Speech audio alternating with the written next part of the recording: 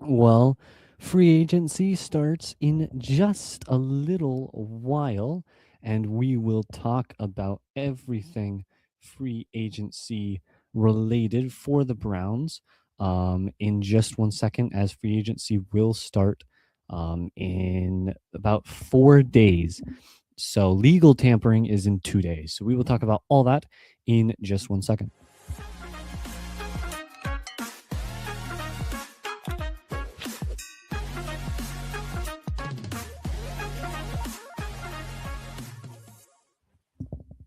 And welcome back, everyone, to Brown's Breakdowns. We are proud partners of Fanatical Elves Network, and of course, our favorite Fans First Sports Network. Trying to fix something there. And of course, don't forget Hemisphere Coffee Roasters. Use the referral code right there. You'll get some of the best coffee you'll ever have. No holidays to mention, really. Maybe St. Patrick's Day or something. I don't know. Maybe you want to stockpile up for that Easter morning church trip, get your coffee in. So make sure you pick up some Hemisphere Coffee Roasters. Use that referral code right there. You will love the coffee. We get 15%. It is definitely worth your time and your money. Anyway, the Browns have a lot of free agency targets that they probably do want. How many of them can they afford is more the question recently. So we'll talk about a few of them. I actually released an article on Cleveland Sports Talk or Cle Sports Talk. If you want to go to the website, it's clesportstalk.com. I released a website, or sorry, not a website, a article on some of the best players for the Browns to pick up should they want someone. And it's not popping up. Let me see if I can't find it. Let's see. I guess I'll have to search for it, but it is got a few people in there. Obviously, I think the biggest news I have not brought up, which I should, is the trade the Browns made for. Where is it? I can't find it. That's a bit unfortunate. Oh, here we go. I found it. So the Browns traded for Titus Howard. Signing and trading for Texans tackle Titus Howard. It was a 5th-round pick only that we gave up for a very solid offensive tackle. Now, is he exceptional? Is he anything incredible? No, but he's very good and will still produce for the team. So I absolutely am okay with this trade. It was 3 years, $63 million worth of money that we gave him. So about $21 million a year. Ish, and it's a good trade. He's young. I don't think he's dealt with a lot of injuries, but he's a very good player. And we need tackles. We need offensive linemen. With how many of our offensive linemen are leaving, how many got hurt, how many are just not that good, we need offensive linemen. And so a trade like this for only a 5th-round pick is very good. I think this is exactly what the Browns needed. This is exactly what the Browns should be doing this time of year, is picking up these very solid starters for your NFL football team. Now, Titus Howard, he is, if you didn't hear, Texans tackle Titus Howard for a 5th-round pick, 3 years, $63 million.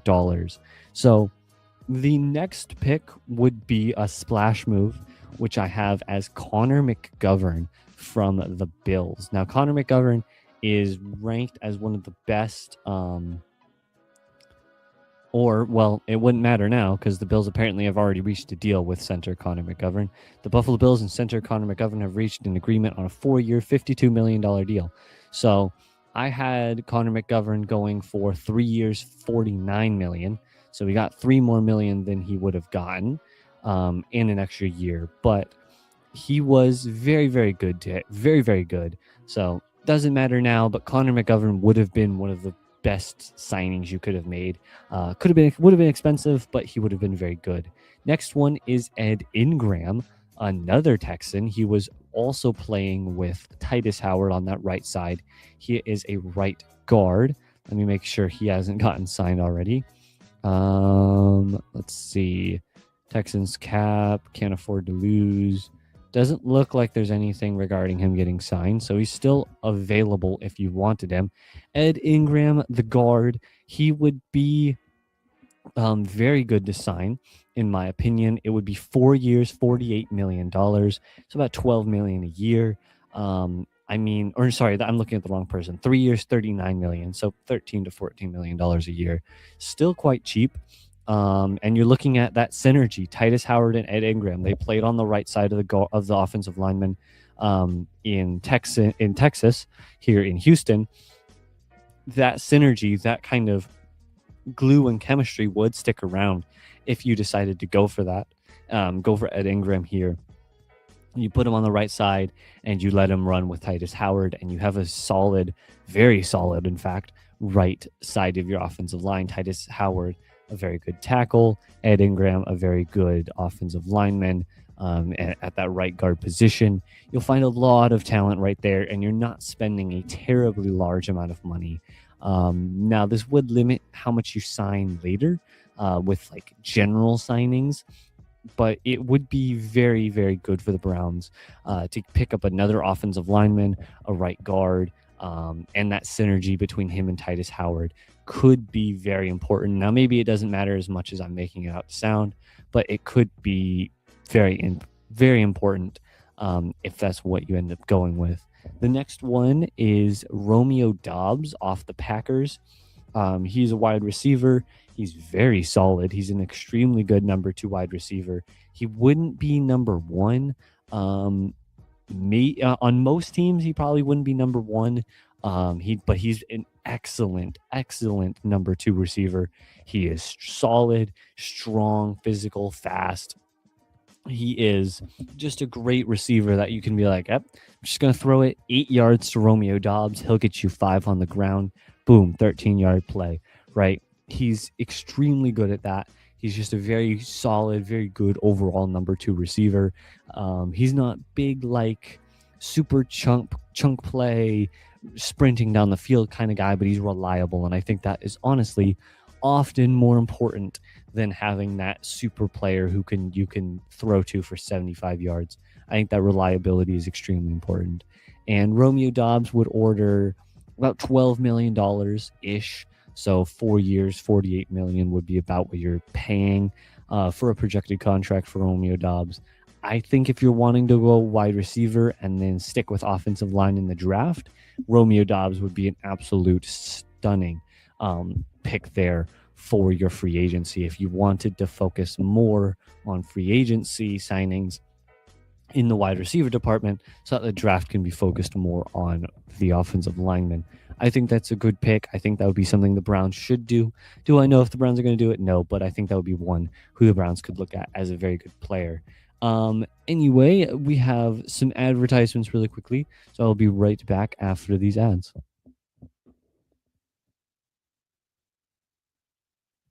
And we're back on Browns Breakdowns talking about free agency, which is only a few days away. Now, obviously, free agency really is whenever you want it to be. There's the legal tampering period, which just means you won't get in trouble. It doesn't actually mean anything because most teams are more than likely tampering before the legal tampering period. So it really is just like telling the teams when they're allowed to not be in trouble, because they've been tampering probably for weeks now, especially at the combine. But anyway, the Browns really are not a whole lot of... Personally, I wouldn't say they're looking for big splash moves. I'd say they're more looking for depth. I feel like the Browns are much more of a depth desperate team in a realm where their team isn't terrible everywhere, but they just need players to fill out the roster, you know? They just need depth wide receivers, some depth offensive linemen, defensive linemen, things like that. They just need depth. And what that does for the team means you probably won't get as many big signings, but you will get a lot of smaller ones to help fill out the roster and make it more of a solid team rather than like a team full of stars. And the Browns are a rebuilding team. We've been in a rebuilding phase forever. It feels like And so this is still a rebuild. This will be a rebuild for a while. And rebuilds mean you don't need stars. You just need to lay a foundation of stars. And those stars usually come from the draft. Not always. Some of them do come from free agency signings, but a foundation usually comes from the draft. And so free agency is just going to be filling out your roster with solid players who can be good. They don't need to be exceptional. They just need to be good for the next 4 to 5 years. And I feel like that's the most important thing for the Browns right now is to get that 4 to 5 year period of good players. And the draft will fill out the roster with the stars. You know, you've already found some stars.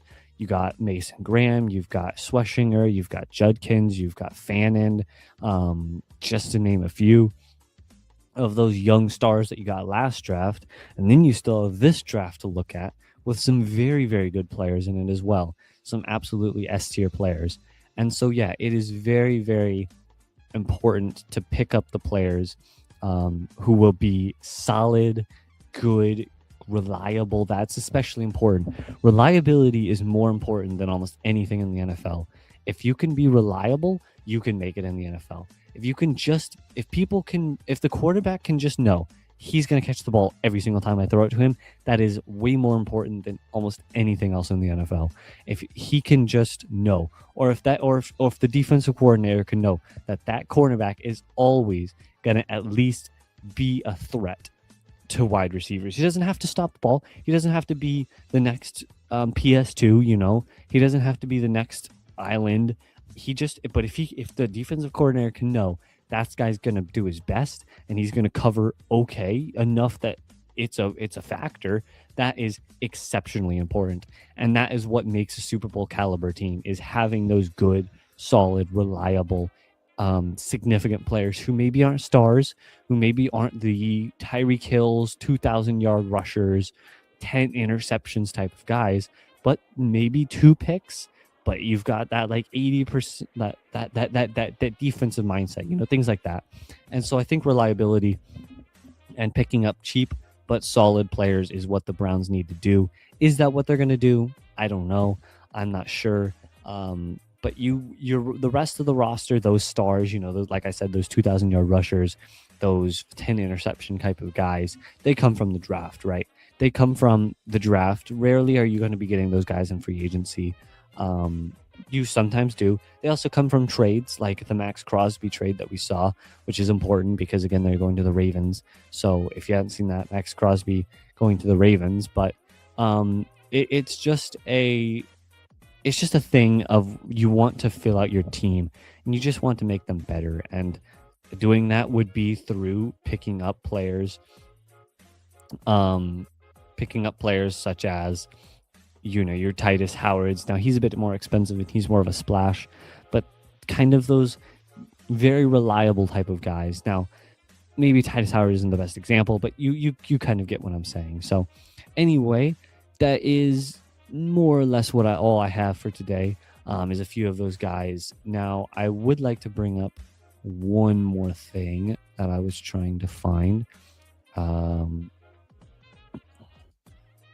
Also, if you wanted to like trade Myles Garrett, he'd get more than 2 firsts now that you know, because like you obviously see these things from Max Crosby. So if you were going to trade him, if you had like that as an idea, you'd probably get 3 first-round picks. And here's the guy. One more free agent signing would be Malik Willis. It's one of the people that the Browns have looked at and that people are very, very, very, very, how do I put this? They connect the dots. They've connected Malik Willis to the Browns.